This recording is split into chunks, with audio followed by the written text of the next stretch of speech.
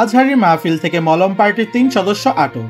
পটুয়াখালীতে doctor Mizanur Rahman Azhari মাহফিল ঘিরে লাখো মানুষের সমাগমের মধ্যে মলম পার্টির ৩ সদস্যকে আটক করেছে জনতা।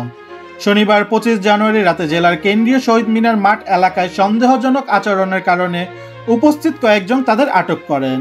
প্রত্যক্ষদর্শীরা জানান, মাহফিল চলাকালীন ভিড়ের সুযোগ নিয়ে ওই ৩ ব্যক্তি মানুষের মূল্যবান জিনিসপত্র হাতিয়ে নেওয়ার চেষ্টা করেছিলেন। স্থানীয়রা তাদের সন্দেহ করে ধরে ফেলেন এবং জিজ্ঞাসাবাদে তারা তাদের অপরাধ স্বীকার করেন। পটুয়াখালী সদর থানার পুলিশের office in-charge OC Mohammad Imtiaz Ahmed বলেন, মাহফিলের পাশে আমাদের পুলিশ কন্ট্রোল রুম থেকে ফোন করে জানিয়েছে মলম পার্টির ৩ জনকে জনসাধারণ আটক করে পুলিশের কাছে হস্তান্তর করেছেন। বর্তমানে তারা পুলিশ হেফাজতে রয়েছে, তবে তাৎক্ষণিক তাদের নাম ঠিকানা পাওয়া যায়নি। নিউজ ডেস্ক সংযুক্ত।